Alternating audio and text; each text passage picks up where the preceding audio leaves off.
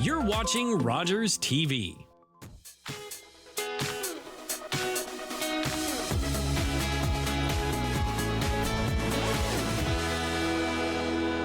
Hello and welcome to Next Week Today in St. Thomas-Elgin.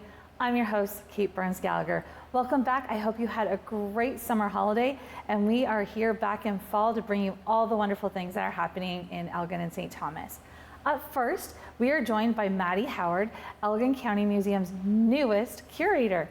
Welcome to the show, Maddie. Thank you so much for having me. We're very excited to have you guys here. Well, we are so happy to be back here at the Elgin County Heritage Center, and you're the newest curator. Tell us a little bit about your new role. Congratulations. Thank you very much.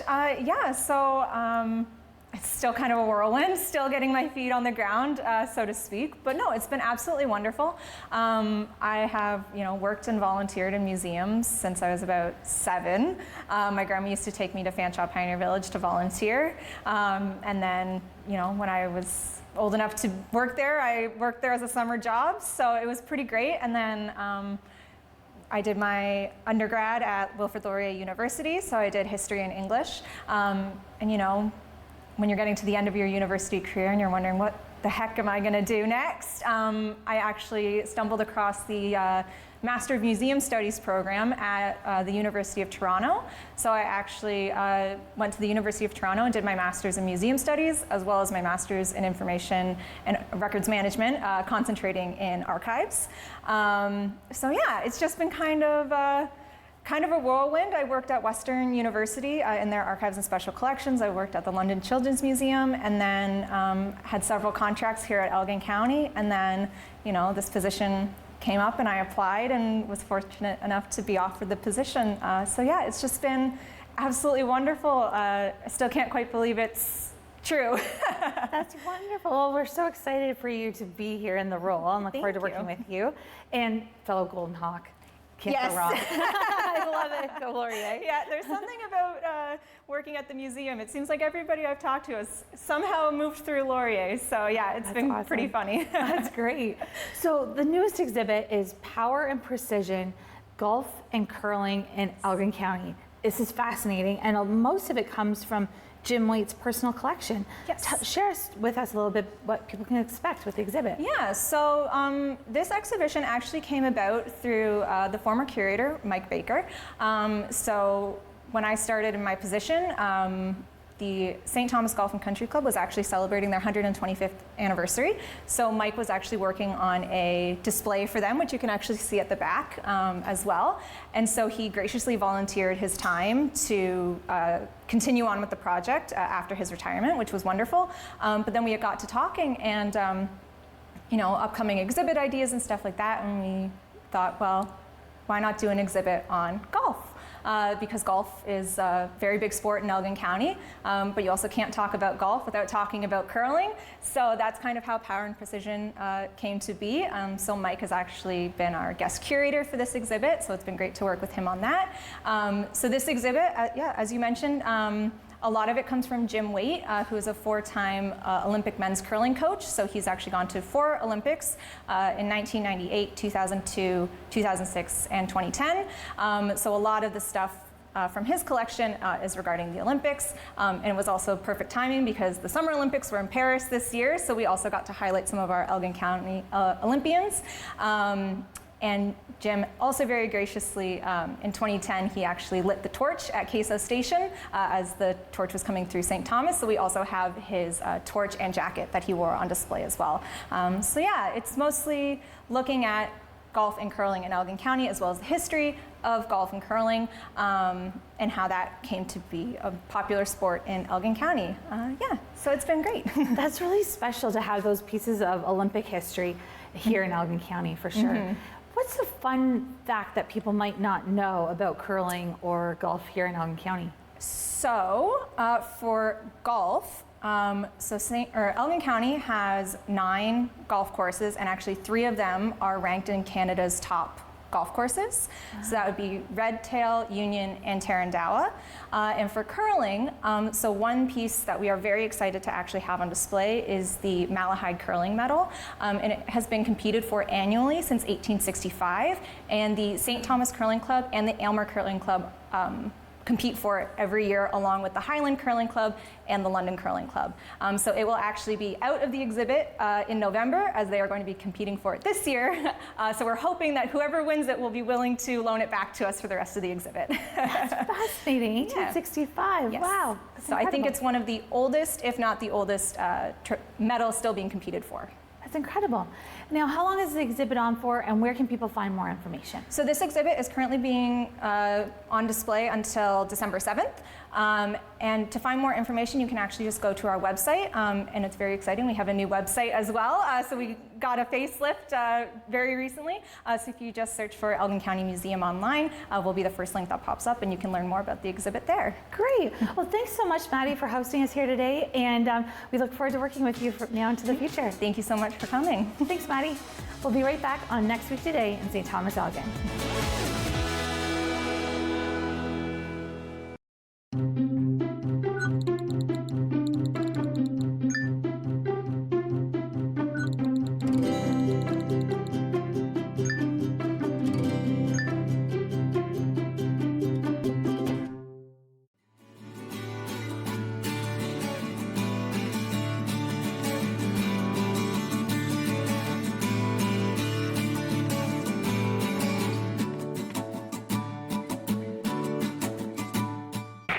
We invite you to play What My Line.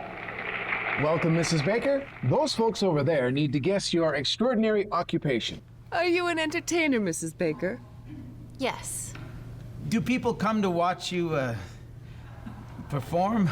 Yes. Do you travel for work? Yes, I do. Do you ever wear a special type of costume? Yes. Is your job, physical? Yes, indeed.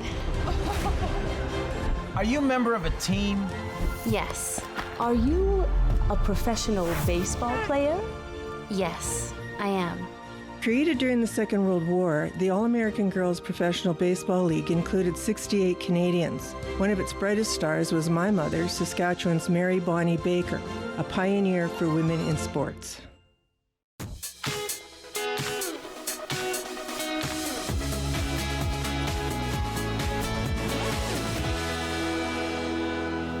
And we're back on Next Week Today in St. Thomas-Elgin. We are now joined by Nancy Moore and Jana Basson from 200 Trees for 200 Years. Welcome to the show, ladies. Thank you. Thanks for having us. So tell us a little bit about what 200 Trees for 200 Years is.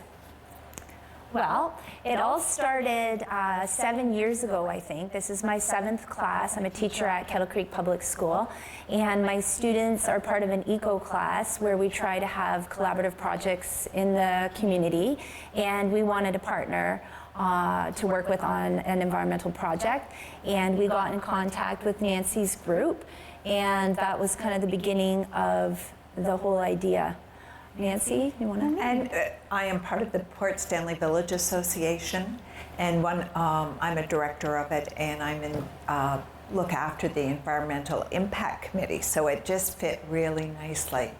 And last year we finally got the go-ahead after the kids and some of our team went to council and asked for this 200 trees for 200 years on the berm. It's going to be 1 acre of trees, and it's pretty exciting that it's come together.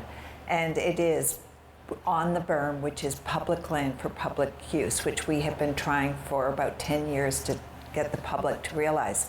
This is the last green space on Lake Erie, and we need to keep it a green space. Right. And we got it, so that's So for nice. those folks that might not know what the berm is, it's that chunk of land beside Little Beach. It is the chunk of land by Little Beach, and that used to be, like, there were coal fields there and oil. It was a working harbor, and all the coal and oil would go to London, and of course the land was contaminated, or the berm was actually made by dredging the harbor, which again was a contaminated soil, and that's how the berm came to be. So yeah, it really is. Yeah, so we're taking kind of dirty land, if you will, and making it very green. We are, and we can't dig into the soil because it could be contaminated. So we have to bring in, I think it's 71 truckloads of soil to plant these trees. Incredible. And so that takes money, and I understand the eco class applied for some grants to the Jane Goodall Foundation and another. So tell us what those grants will go towards. It's exciting work for the students to be able to do something practical and learn these skills and contribute to their community. So Nancy and the team found some grants that they thought would be a good fit for our students. So the students independently worked, independently meaning not me, it's student-led, and I'm just there to supervise, and they worked in small teams on the Jane Goodall grant and the McLean Foundation grant, and they applied for the money. They had to explain the project, they had to report financials, they had to have a budget, and they would come to me and say, I think we're ready, Mrs. Bassett, and I'd say, not quite, back to the drawing board, and they worked really hard until we thought it was a polished, professional grant application, and we sent it in, and we're very pleased to see that they were approved for $5,000 from the McLean Foundation and $1,000 from the Jane Goodall Foundation, and now that money goes in the pot towards our overall goals with the project financially, and we did use the Jane Goodall Roots and Shoots money to purchase and pot, was it 400? 400 seedlings that are now being tended on the farm. So last year's class did the work for the grant, received the money, got the seedlings.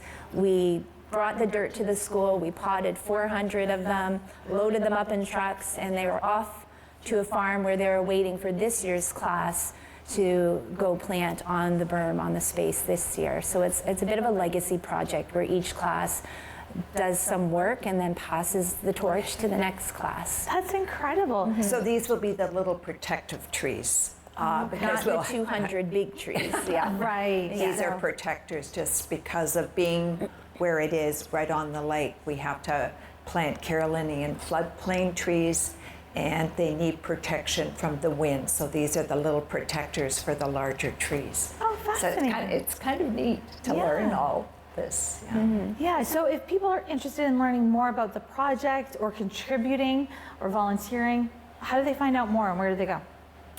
Well, they can go on a Port Stanley Village Association website, which is psva.ca. And we have partnered with Elgin St. Thomas Community Foundation, and they will write tax receipts, so you can just go on that site and donate to the 200 Trees for 200 Years project. Incredible. Yeah, Now, one quick question before we leave, though. What grade are these kids? Grade 7, 8. That's incredible. That's wow, what great work for grade 7 and 8. That's wonderful. Well, thank you for this incredible project, and I hope we can get some more attention raised for 200 trees in 200 years. Well, thank you. Yes, thank you so much for having us. You bet. We'll be right back on Next Week Today in St. Thomas-Elgin.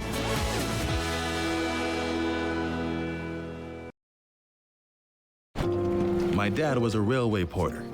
It was just about the only job a black man could get. But he had big plans for us. Music would be our ticket out of poverty. I knew we couldn't afford that piano, so I practiced twice as hard. Nice, Daisy. Okay, Oscar, let's hear it.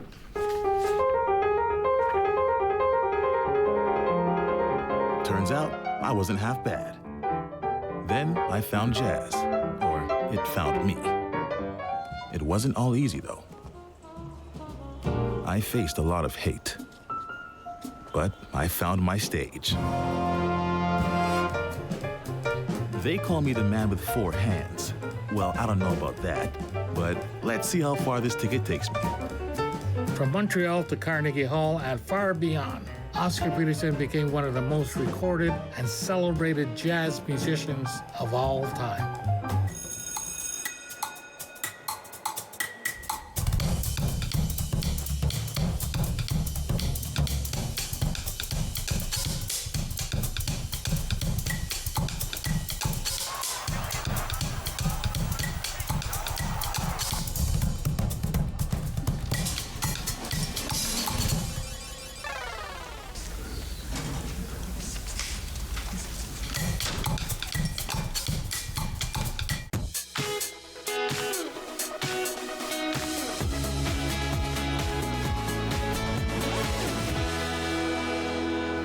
welcome back to Next Week Today in St. Thomas-Elgin. We are now joined by Suzanne Faris, maker and designer. Welcome to the show, Suzanne. Thanks for having me. So you have a great location, kind of new in downtown St. Thomas. Yeah. What was your path to getting a storefront in St. Thomas?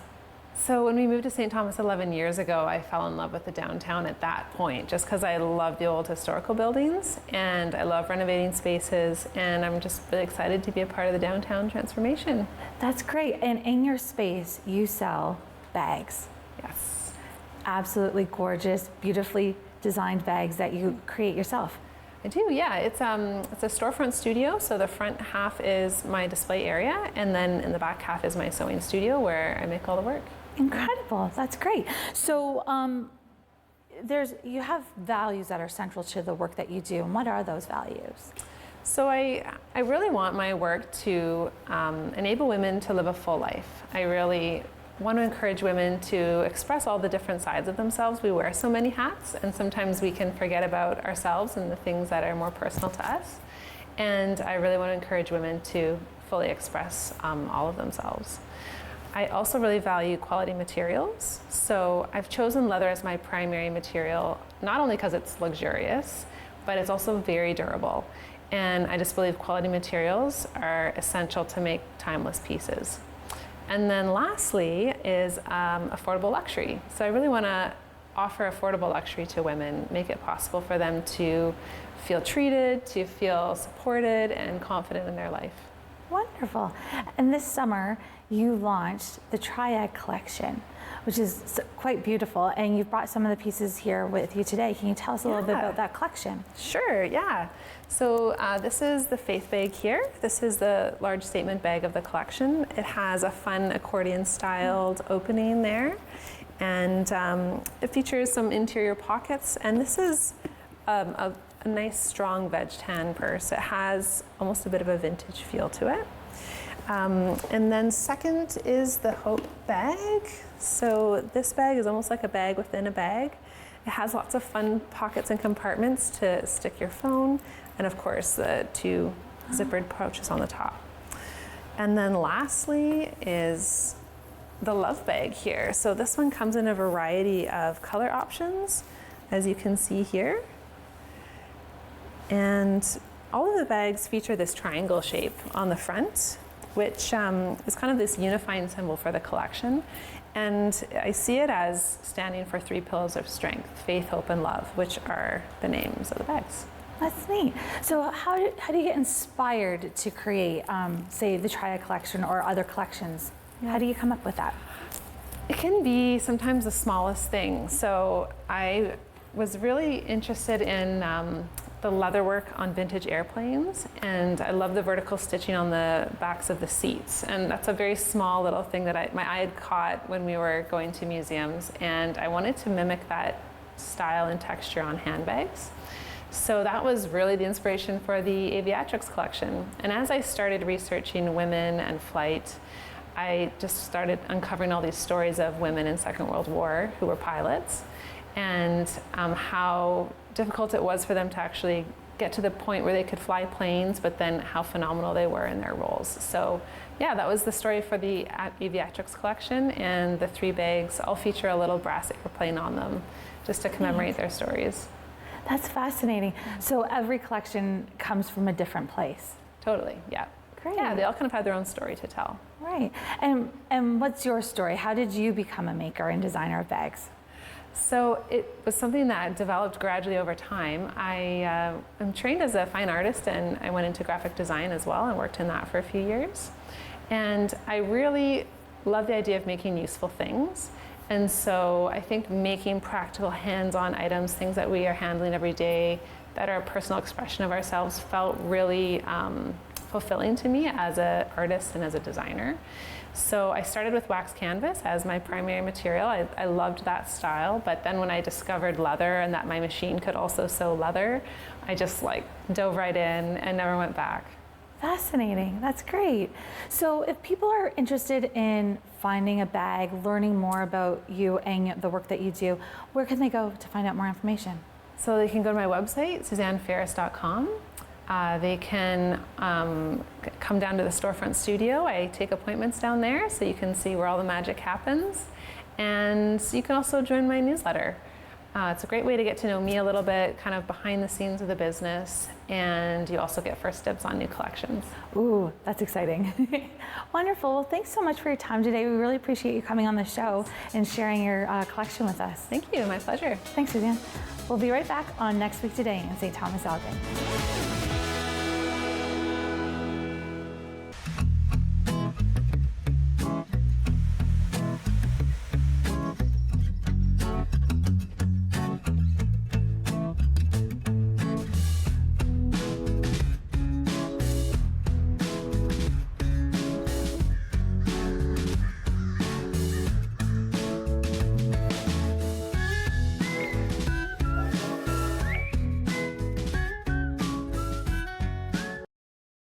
Sports fans know Sundays are for football. That's why you need NFL Sunday Ticket. With NFL Sunday Ticket, Rogers customers get every live game, every Sunday afternoon, all season long.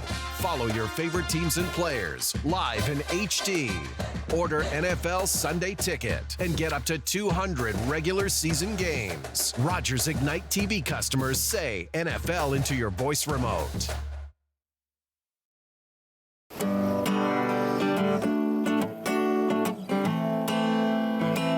I'm a singer-songwriter from Six Nations, and I've been writing songs about my experience, and with that being said, it's helped me hold hope in my heart in following my dreams and being resilient to everyday Indigenous battles.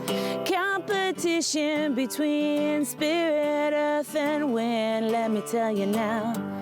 This song in particular, The Shiner, is a special song that I wrote for my grandfather. He was a snow snake maker, and that is a Haudenosaunee winter sport. It's my job to educate and to share, and the music allows me to do that. He'll be shining snow snakes and mudcats to the end of his days.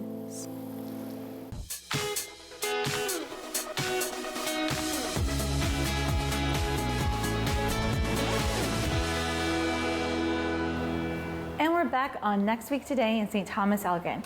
We're now joined by Heather Gunn and Nikki Kelford from Port, Sport, and Social. I think I got that in the right order. You did. It's a bit of a tongue twister. Yeah, it is. Good work. Great. So we've gone from trees to sports and socials in Port Stanley today. Tell us a little bit about what Port, Sport, and Social is. Yeah, so Port, Sport, and Social is a great opportunity for busy professionals, anybody who's got a hectic or unpredictable schedule, to get engaged with sports and social activities throughout all of Elgin County. Oh, incredible. So what was the inspiration to start the organization? So I think there's a few of us that were trying to book something, and either the pickleball courts were full or we couldn't get our schedules all to work out. So we're like, you know what, there's more people out there that are just like us and that want to get out and be more active. So we made it a platform that it was super easy for everyone to join and be social or be sporty or whichever you wanted to do, maybe both. That's amazing. Yeah, good luck trying to find pickleball court that's not occupied, right? Yeah, it's blowing up. It's absolutely, and St. Thomas seems to be the hub for pickleball right now, too. Right? I mean, they're beautiful courts, for sure, for sure. Definitely. So, busy people who want to get involved in sports, what kind of activities, what does the platform look like? Yeah, so right now we're starting with dodgeball and pickleball, so we're doing that weekly. The really unique thing about Port, Sport, and Social is that you don't have to commit to a 6 or an 8 week league. You can take a look on our app and you can see what's coming up in the week and sign up for whatever you're interested in, whatever you have time for. So it's a really unique offer. Oh, that's neat. So what's the commitment other than a week at a time? Is that it? You just would pay as you go, pick the activities that are interesting to you. And it's pay as you go. Yeah. That's brilliant. So Port, Sport, and Social books the spaces and places, and then you just have to sign up when Correct. your schedule works. And what happens if you book something for Friday on a Monday and then you find out Friday, oh darn, I've got something else going on? Our app is similar to platforms that gyms are using. So if you were trying to book a yoga class, similar. So you'll see what the cancellation policy is for each class. If you give enough notice, you get your credit back and you can use it for future classes. Oh, that's incredible. So dodgeball and pickleball. are to start? And then what are some things that you're looking to for the future? So we've got all different things. We could do volleyball, badminton, outdoor volleyball, beach volleyball. In the summer we do paddle boarding, just all sorts of things that, you know, not necessarily anyone's great at. You know, we could do a cornhole tournament or something fun, right? That's great. And beyond the sports, is there social activities too? Yeah, so we've done music bingo. That was a really big hit. Again, it's not something you need to be super skilled or competitive at, just a great opportunity to be social. We had a games night as well, and that was really well received, even by people who aren't typically, you know, playing the super skilled board games, I want to say, like the ones that you kind of think of. No, we were playing all sorts of different card games, that sort of thing. It was a blast. Oh, that's great. So it's just a really good opportunity to get out there and socialize with other people who want to do the same thing. Exactly. And is there a certain demographic, or is it just anybody can sign up? I think we have a pretty good range right now of different people depending on what we're doing. We have people all the way from 20 all the way up to 75 kind of thing. But we just want people that are wanting to come out, wanting to have fun, and there's no judgment, and no one's really great at what we're doing. We're just there to have fun. Great. And is it focused on people? You mentioned Elgin County, so do you have to have a particular address or geography? No, I have people come out from London to come participate as well. Like for me, I'm in southwest London. It's actually faster for me to get to St. Thomas than most parts of London. So no, we're totally open. If you want to participate, please feel free to join us. The more the merrier, eh? Great. So you mentioned that it's an app. So how do people access the app? You can download our app from either the Google Play Store or the Apple App Store. Just look up Port Sport and Social, or you can find information on our website as well. It's portsportandsocial.com. Fantastic. And so you download the app, and walk somebody through what they would have to do. So basically it comes up with all the different events that we have. There's a different calendar. So you say, okay, you know what, I want to go to dodgeball on Wednesday night. You just click in and it will walk you through how to sign in, how to buy credits. There's different credit packs, so you could buy multiple for a bit of a discount, and then you can just use the credits toward whatever event you want throughout as you go. Oh, that's incredible. That's great. And so it's pretty simple, easy to use app. Yeah, absolutely. Wonderful. Great. And are you on socials as well if people are looking for more information? You can find us on Instagram at Port Sport and Social, Facebook, same thing at Port Sport and Social. We also have a Facebook community, which is growing really fast. We have over 500 people in our community, and that's where we share pictures from our events and just give our members an opportunity to connect as well. Oh, that's great, outside of the events themselves. Yeah. Fantastic. Well, thanks so much for coming on the show, Heather and Nikki. Really enjoyed having you, and wish you all the best of luck with Port Sport and Social. Thanks so much. Thanks. Well, that wraps up our show today for next week. Today in St. Thomas-Elgin, and we hope you have a great week and get out there and see some of the events that we've talked about. Until next time, I'm your host, Kate Burns-Gallagher.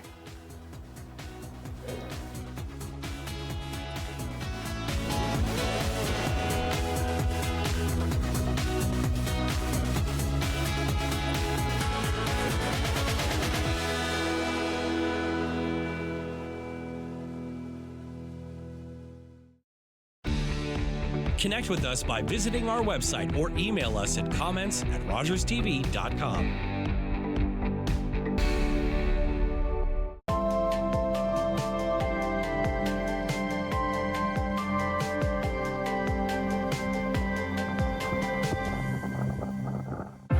They've reached the summit! Back-to-back Stanley Cup victories. Greatness. And a new legacy begins. Absolutely amazing. It has happened in Vegas. Is not a destination. And lightning has struck twice. It is a continuous journey that never ends. These are the moments you dream of. Stanley